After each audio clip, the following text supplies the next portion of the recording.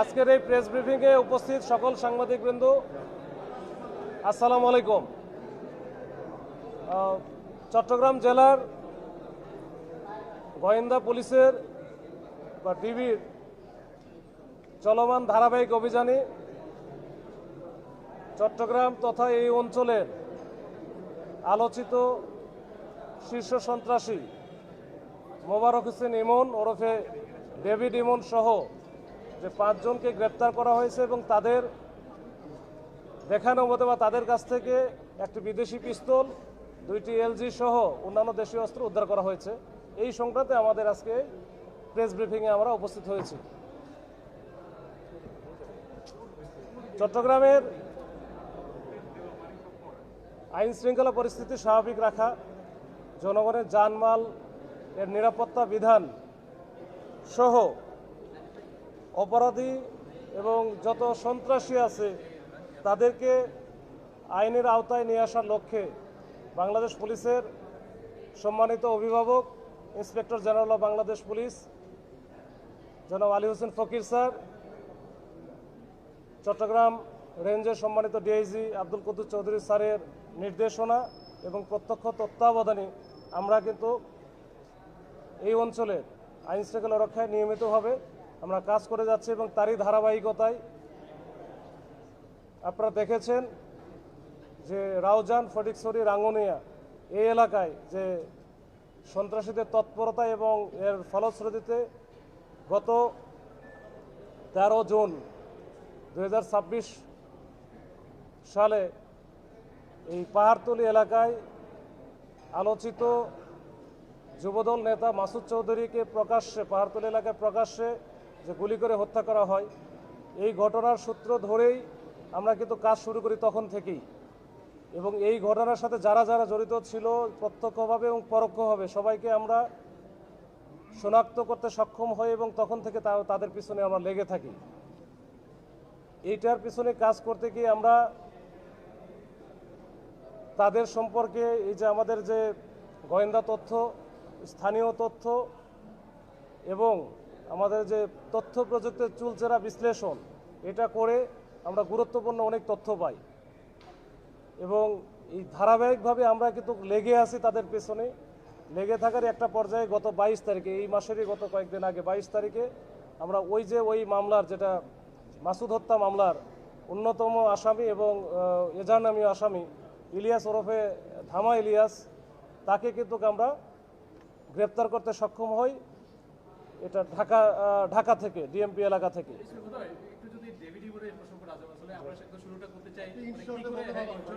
আমি আসবে এরপরে আসবে। তো ধামা ইলিয়াসকে গ্রেপ্তার করার পরে আমরা অনেক তথ্য আমরা তার কাছ থেকে তাদের যে সন্ত্রাসী নেটওয়ার্ক, চাঁদাবাজদের যে নেটওয়ার্ক, এটা সম্পর্কে জানতে পারি। এর মধ্যে আপনারা দেখেছেন যে গত কয়েকদিন আগে সিএমপি এলাকায় যে ইন্টারনেট সরবরাহকারী প্রতিষ্ঠান ডিডিএন, এইখানকার যে মালিকরা, স্বত্বাধিকারী, তাকে ফোন করে যে 2 কোটি টাকা চাঁদা দাবি করা এবং সেই সাথে 2-1 দিনের মধ্যেই সেইখানে আবার ওই যে কিশোর গ্যাং যারা আছে এদেরকে দিয়ে হামলা ভাঙচুর করা, এইসব ঘটনার প্রেক্ষিতে আমরা কিন্তু তার কাছ থেকে গুরুত্বপূর্ণ কিছু লিড পাই। এই লিড পাওয়ার পরপরই আমরা কিন্তু বিভিন্ন জায়গায় আমাদের এই জেলা পুলিশ চট্টগ্রামের কয়েকটা টিমকে আমরা ভাগ করে দিই। ভাগ করে এক একটা টিম এক এক দিকে আমরা পাঠাই এবং এটা কিন্তু একদিনের কাজ না, এটা কিন্তু হুট করে হয় নাই। এটার পিছনে অনেক শ্রম আছে, অনেক পরিশ্রম আছে, অনেক তথ্য প্রযুক্তির বিশ্লেষণ আছে। এটা করতে গিয়ে আমরা তখন যে বিষয়গুলো আমরা পাই, যেটা হয়তো আপনারা একটু জানতে চাচ্ছেন, যে এই যে ডেভিড ইমন বা সন্ত্রাসী ইমন, এই যে তাকে যে ধরা হলো, তো এই ধরার পিছনে আসলে অনেক কাহিনী আছে। যে জাস্ট ছোট করে 1 মিনিট আমি একটু বলি যে তারা কিন্তু অত্যন্ত ধুরন্ধর এবং খুবই চালাক এবং তারা কিন্তু কোনো নেটওয়ার্কের বাইরে থাকে। বলা যায় যে তারা ওইরকম সিম ইউজ করে না, সব বিদেশি নাম্বারগুলো ব্যবহার করে, অ্যাপসের মাধ্যমে তারা কথা বলে। এইটার ভিতরে ঢুকে কাজ করা এত সহজসাধ্য বা 1 দিনের বিষয় বা 2 দিনের বিষয় না, এটা অনেক দীর্ঘদিনের বিষয়। তো সর্বশেষ আমরা যখন এই চক্র, বিশেষ করে ডেভিড ইমনের, ও যখন দেশে যখন দেখতেছে যে তার ধরা পড়ার সম্ভাবনা আছে বা এটা বেশি আলোচিত হয়ে গেছে, তখন যে বিদেশে একজন আছে যে আলোচিত গ্যাং লিডার যে সাজ্জাদ, বড় সাজ্জাদ ওরফে বড় সাজ্জাদ, তার পরামর্শক্রমেই তারা কিন্তু সে কিন্তু ইন্ডিয়াতে বা ভারতে পালিয়ে যাওয়ার একটা চেষ্টা তার পরিকল্পনা ছিল। এই পরিকল্পনা সম্পর্কে আমরা সম্যকভাবে অবগত হই এবং এখান থেকেই সে এই যে যাওয়ার চেষ্টা করে চট্টগ্রাম থেকে ঢাকা, এই যে চট্টগ্রাম থেকে ঢাকা যাওয়ার পথেও কিন্তু আমরা ওই দাউদকান্দি যে এলাকাটা ওইখানে আমাদের কুমিল্লা জেলার যে পুলিশ আছে এসপি স্যারের সহযোগিতা আমরা ওখানেও আমরা চেষ্টা করেছিলাম, কিন্তু পরবর্তীতে আমরা ওখানে আমরা সফল হতে পারি না। এরপরে ঢাকাতে ঢুকে যাই, তারা ওখানে গিয়ে কিন্তু গাড়ি বদল করে, তার ইভেন তাদের যে ড্রাইভার পর্যন্ত চেঞ্জ করে ফেলে। চেঞ্জ করে এটা একটা পর্যায়ে তারা আমাদের কাছে খবর আসে বা আমরা ওইভাবে এটা নিয়ে খবর পাই যে খুলনার দিকে যাবে।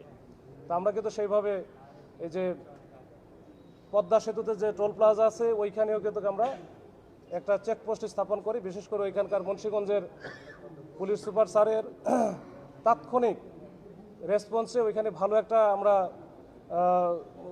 চেকপোস্ট করি, কিন্তু আমাদের ওইখানে আমাদের ব্যাড লাক যে আমরা ওই সময় আসলে ওইখানে ধরতে পারি নাই। এরপরে আমরা পাস করে চলে যাই। আমরা জানি যে সে যাবে খুলনাতে, ওইভাবে আমরা রূপসার দিকেও আমাদের এটা ওই খুলনা জেলা পুলিশের সহায়তায় আমরা এটা চেকপোস্টের ব্যবস্থা রেখেছিলাম, কিন্তু ইতিমধ্যেই তারা তো বারবার আসলে অনেক ডিসিশনগুলো চেঞ্জ করে। তারা হঠাৎ করে দেখলো যে ওই গোপালগঞ্জ থেকে নড়াইলের দিকে ঢুকে যায়, তখন রাত্র আসলে প্রায় 3:30টার মতো বাজে। তো এই সময় আসলে আমরা তখন কুল পাই না। পরে নড়াইলের এসপি স্যারকে আমি ফোন দিয়েছিলাম, পরে আমি ওইখান থেকে বের হয়ে গেছে।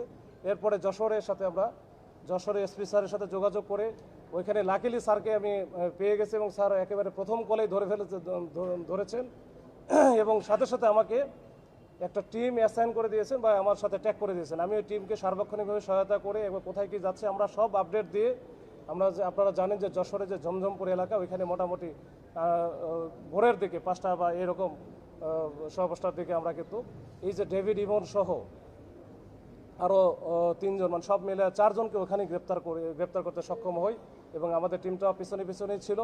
তো পিছনে ওখানে গিয়ে আমরা পরবর্তীতে শনাক্ত করতে পারি যে ডেভিড ইমন সহ আরও যে 3জন আছে সবাই আসলে তারা ক্লোজ অ্যাসোসিয়েটস এবং এরা কিন্তু একেবারে ওই যে শুটার বলা যায়, বিভিন্ন জায়গায় সন্ত্রাসী কার্যক্রম থেকে শুরু করে চাঁদাবাজি সকল কার্যক্রমে তারা ওস্তাদ। তো এই ওখান থেকে ধরার পরে আমরা কিন্তু না চেনা এটা শেষে আমি বলতেছি। এরপরে আমরা ধরার পরে ওখান থেকে আমরা নিয়ে আসি, যদিও একটু আমাদেরও হয়তো বা ব্যাড লাগি বলা যায় যে ওখান থেকে যখন ধরার পরে এই বিষয়গুলো হয়তো বা যে কোনো কারণেই হোক এটা বাইরে একটু প্রচার হয়ে যায়।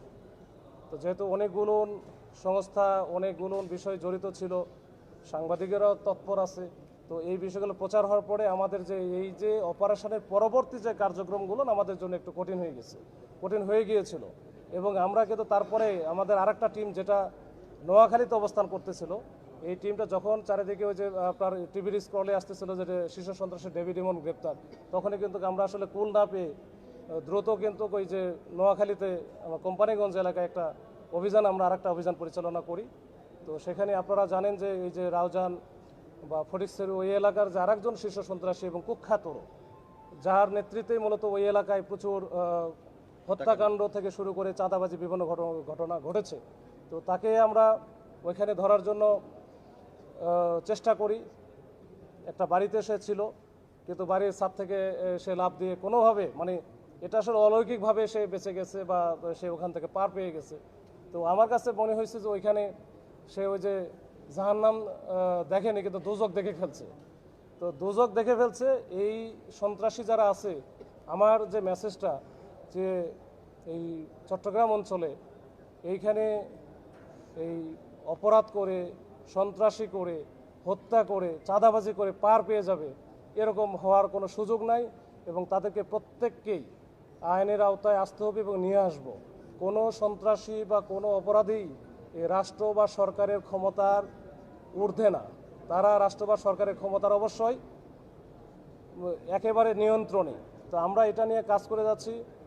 মাননীয় প্রধানমন্ত্রী থেকে শুরু করে মাননীয় প্রধানমন্ত্রীর যে সন্ত্রাসের ব্যাপারে যে জিরো টলারেন্স, ওইটা কিন্তু আমরা বাস্তবে প্রয়োগ করতে চাই এবং এইটা যেই হোক এই সন্ত্রাসীরা, আমি জানি যে এই সন্ত্রাসীদের যে নেটওয়ার্ক, শক্ত একটা নেটওয়ার্ক ছিল একবার বিদেশ থেকে যেটা পরিচালিত হচ্ছিল বড় সাজ্জাদ বাহিনী থেকে শুরু করে, এই যে তাদের যে এটা আমরা আস্তে আস্তে কাজ করছি।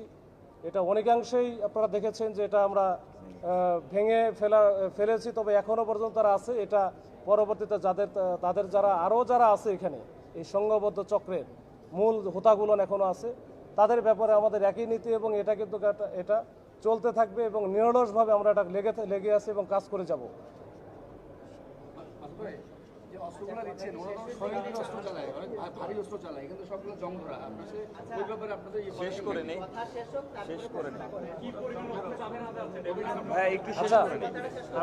আমি আমার কথার মধ্যে একটা কথা বলেছি, অনাকাঙ্ক্ষিতভাবে আমাদের কাজ যেভাবে গোপনীয়তার সাথে করা উচিত ছিল বা করার কথা ছিল, সেই কাজটা আমাদের এই বিভিন্ন কারণে, যেটা আমাদের হাতে অনেক সময় ছিল না, এটা দেখা গেল যে এটা চট্টগ্রাম থেকে যশোর পর্যন্ত চলে গেছে।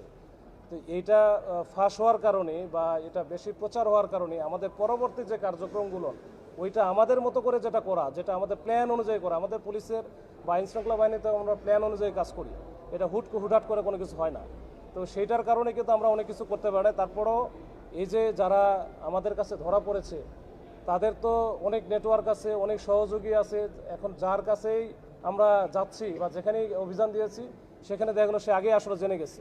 এটা তো আসলে ওই যে একবার রাষ্ট্রীয়ভাবে জানা বলা যায়, ওই যে প্রচার হয়েছে টেলিভিশনে বা বিভিন্ন চ্যানেলে, তো এটা জেনে যাওয়ার কারণে তার নিজস্ব দু একটা যে বিষয় ছিল, ওই দু একটা বিষয় যেখানে সে নিজে হয়তো রেখে এসেছিল, এখন এটা দেখা গেলো যে আরও 1 মাস আগে রেখে আসছে। এই বিষয়গুলো এগুলো হচ্ছে জং ধরে অনেক কিছু হয়, এটা স্বাভাবিক, এটা লোহার জিনিস। তো ওইভাবেই আমরা উদ্ধার করেছি। তাও তার এলাকা যেটা ফটিকছড়ি এলাকা, কাঞ্চননগর, এই কাঞ্চননগরে একটা গ্রামে একটা বাড়িতে সে রেখে দিয়েছিল, তো সেখান থেকে উদ্ধার করা হয়েছে।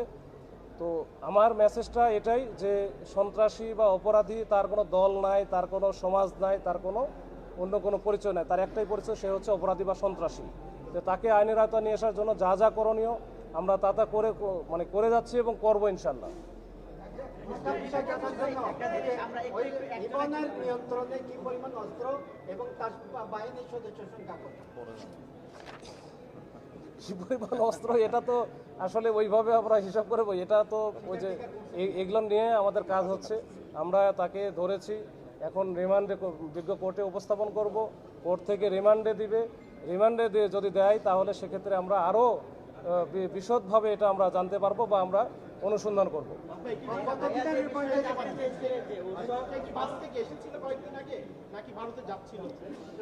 সে বাংলাদেশেই ছিল, যদিও বিভিন্ন ফোন কলে আমরা এর আগেও দেখেছি যে সে বলেছে যে আমি দুবাই আছি, অমুক জায়গায় আছি, এগুলো আসলে মিসগাইড করার জন্য। কিন্তু সর্বশেষ যে সে যখন বেশি চাপে পড়ে যায়, আমরাও তো বিভিন্নভাবে অনেকদিন থেকে কাজ করছি, আর আমরা কাজ করলে ওরা তো আসলে কোনো না কোনোভাবে বুঝে যায়। তখন সে একটা পর্যায়ে বুঝে গিয়েছিল যে এখানে থাকা তার জন্য নিরাপদ না। তখন কিন্তু ওই যে সাজ্জাদের পরামর্শক্রমেই এবং সকল, বিশেষ করে তার তো ইন্ডিয়াতে সে যাবে, এখান থেকে ওইখানে পার করবে, এটা কিন্তু অবৈধভাবেই যাবে এবং 6টার সময় ওখানে পৌঁছার কথা ছিল জেগরগাছাতে, পৌঁছে ওই পাশে কে পার করবে এবং ভারতে কে রিসিভ করবে, এটা কিন্তু সব ঠিক করা ছিল। ইভেন ওই পাশে আধার কার্ড একটা বলে ইন্ডিয়াতে আছে, ওই আধার কার্ডও তার কাছে আমরা পেয়েছি, যেটাতে সে ইউজ করার কথা ওইখানে গিয়ে। তো এই হচ্ছে অবস্থা।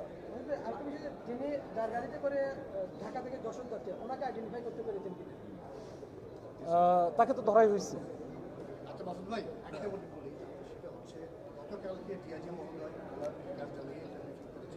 আমরা মনে করেছিলাম আজকে আপনি নতুন কিছু বলবেন, নতুন চমক থাকবে।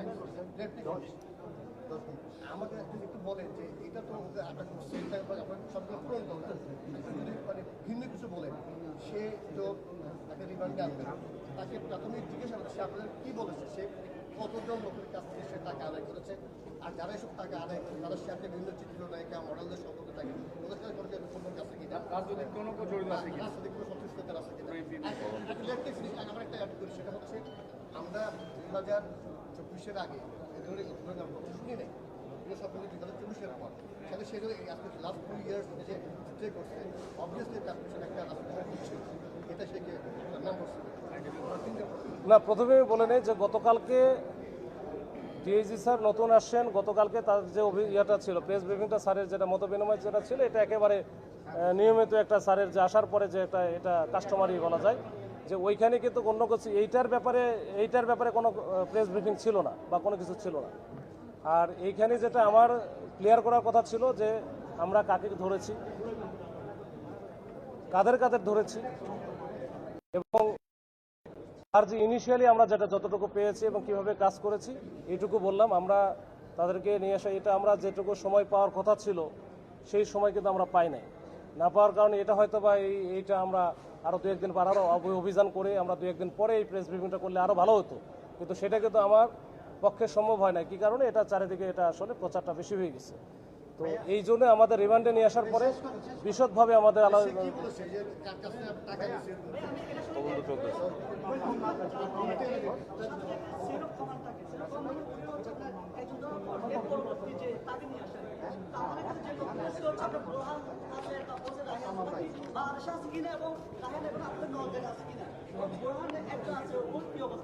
আচ্ছা, আমি বলি যে এটা বিদেশে অবস্থান করতেছে, এদের যে পুরা লিডার, যে গ্যাং লিডার বলা যায়, সে হচ্ছে সাজ্জাদ, সে বড় সাজ্জাদ। এখন দেশে যে অবস্থান করছে তার মধ্যে তার যে প্রধান সহযোগী বা সেকেন্ড ইন কমান্ড যেটা বলা যায়, সেটা আমরা যেটা পেয়েছি সেটা হচ্ছে এই ডেভিড ইমন, এটা হচ্ছে প্রধান সহযোগী, এই সেকেন্ড ইন কমান্ড। এর পরের অবস্থানই হচ্ছে রায়হানি। তো রায়হান আমাদের সার্ভেলেন্সে ছিল, এখনো পর্যন্ত আছে, দেশেই আছে। এটা নিয়ে আমরা কাজ করছি, আর বেশি বিশদ আকারে বলার আসলে সুযোগ নেই। আমরা এটা কাজ করে যখন আমরা সফল হব তখন আপনাদের সামনে আবারও হাজির করব, তখন আপনাদেরকে বলবো।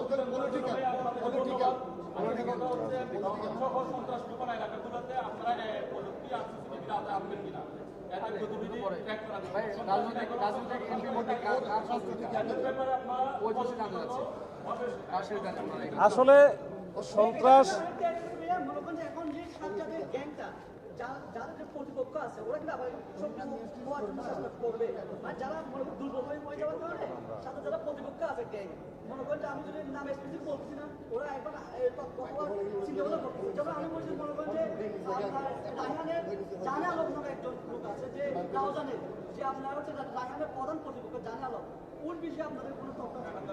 আমার কথা হচ্ছে সক্রিয় যেই হোক, সে প্রতিপক্ষ না নিজের পক্ষ না অন্য পক্ষ, এটা আমার দেখার বিষয় না। দেখার বিষয় হচ্ছে সে অপরাধী বা সন্ত্রাসী বা চাঁদাবাজি, এদের বিরুদ্ধে অভিযান চলবে। সে ওই আমরা কার মধ্যে কার গ্রুপিং আছে, কে কার প্রতিদ্বন্দ্বী, এটা আমার দেখার দরকার না। আমার দরকার একটাই, সেটা হচ্ছে অপরাধী বা সন্ত্রাসী, এটা আমরা দেখবো। আর 2 নম্বর হচ্ছে, এক ভাই প্রশ্ন করেছিলেন,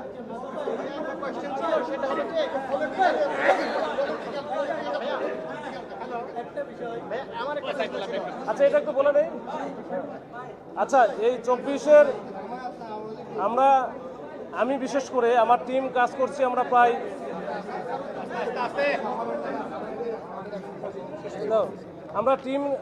আমি এখানে এসেছি প্রায় 3 মাস হলো। আসার পরে 2টা জিনিস নিয়ে আমাকে বেশি ফেস করতে হয়েছে। একটা হচ্ছে জঙ্গল সলিমপুর, আর 2 নম্বরে যেটা সবচেয়ে বেশি আমাকে ফেস করতে হয়েছে সেটা হচ্ছে রাউজান। যে রাউজান নিয়ে রাউজান করতে করতে আমার মাথার ভিতরে রাউজান ছাড়া কিছু নাই। তো তখন থেকে কিন্তু আমার একটা ছিল, যে প্ল্যান ছিল। তখন আমরা প্রথম সাক্ষাতেও আপনাদের বলেছিলাম যে রাউজান কেন্দ্রিক আমার একটা প্ল্যান আছে, এবং সেই প্ল্যান অনুযায়ী আমরা কাজ করে যাচ্ছি এবং ভবিষ্যতেও কাজ করব। এক ভাই বলেছেন যে 2024 সালের 5 আগস্টের পট পরিবর্তনের পরে এই যে যারা খুব আলোচিত শীর্ষ সন্ত্রাসী বা খুব যাদের নিয়ে কথাবার্তা হয়, তাদের উত্থান ঘটেছে। কিন্তু এটা আমার কাছে যে পলিটিক্যাল কোনো শেল্টারে কোনো কিছু হয়েছে বলে আমার কাছে এখনও পর্যন্ত আমরা ওইরকম কোনো লিড কোনো কিছু পাই নাই। এবং তারা হয়তো একটা সুযোগ নিয়েছে, এই যে মাঝখানে যে ভ্যাকুয়াম ছিল, এই ভ্যাকুয়ামের একটা সুযোগ নিয়েছে, এটা হতে পারে। এই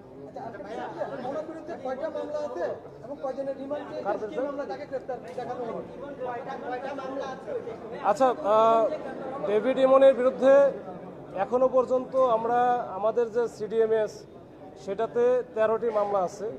13টি মামলা, এর মধ্যে মনে হয় 7টি আছে খুনের মামলা, আর বাদ বাকি চাঁদাবাজি বা সন্ত্রাসী মামলা। আর ধামা ইলিয়াসের বিরুদ্ধে আছে 21টি মামলা। তো 21টি মামলার মধ্যে ওইখানেও 11টা বা 12টার মতো আছে খুনের মামলা। তো আর অন্যান্য যারা আছে তাদের বিরুদ্ধে কিছু কিছু মামলা আছে বিভিন্ন জায়গায়, এটা বিক্ষিপ্ত হবে। আমরা আজকে কোর্টে পাঠাবো, আমরা 10 দিনের রিমান্ডের আবেদন করে পাঠাবো। এরপরে বিজ্ঞ কোর্ট যেটা ভালো মনে করে। এত শক্তি চাঁদা চাওয়া খুন করা এই শক্তি কি আপনি কি কন্ট্রোল করতে পারবেন এখন আচ্ছা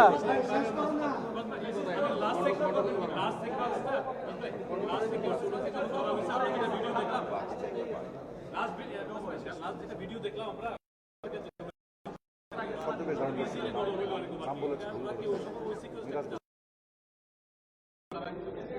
আসলে যশোরে যখন ধরা হলো তাদের তো আমরা ওইভাবে চিনি না বা চিনতাম না। তাদের একটাই ছিল, আমাদের কিছু অন্যান্য এভিডেন্স আমাদের কাছে ছিল, যে এভিডেন্সের মাধ্যমে আমরা তাদেরকে চিনব। এবং ওইটাতে কিন্তু দেখেছেন যে ডেভিড ইমন, সে আগে আমরা যত ছবি দেখেছি সবগুলোতে অনেক বিরাট বড় বড় মুখ ছিল, মুখগুলো সে কেটে ফেলছে যেন লোকজন হয়তো খুব সহজে না চিনতে পারে। আর ভারতে যেহেতু সে পালায়ে যাবে, যেন লোকজন বুঝতে না পারে, এটার জন্য সে কিন্তু এটা ক্লিন শেপ করে তারপরে গিয়েছে। তো তার কথা শুনেই তো আসলে প্রথমেই আমরা বুঝতে পেরেছি যে সে বলতেছে আমার বাড়ি ঢাকাতে, কিন্তু কথা তো একবারে ওই যে আপনাদের চাটগান। তো তো এরপরে তো তখন আমরা বাদবাকি জিনিসগুলো তো আমরা বুঝতে পেরেছি যে সে আসলে কি। তো তার সহযোগী যারা ছিল তাদের তো আমাদের স্টাডি করা ছিল বহুত আগে, এটা একদিনের ঘটনা না। আমি আরেকবার বলি, এই বিষয়টা হুটহাট করে কোনো বিষয় না। এটা হচ্ছে দীর্ঘদিন থেকে এটার একটা ধারাবাহিক এবং নিরলস পরিশ্রমের মাধ্যমে অর্জিত একটা জিনিস, অর্জিত একটা অপারেশন। তো এইটা মনে করেন না যে এটা হঠাৎ করে গেছে, ওখানে চেকপোস্টে পড়ছে, ওইখানে আমরা ধরে ফেলছি, বিষয়টা এরকম না। ভাইয়া কোন মামলায় তাকে রিমান্ড চাওয়া হবে? কোন মামলায় রিমান্ড চাওয়া হবে?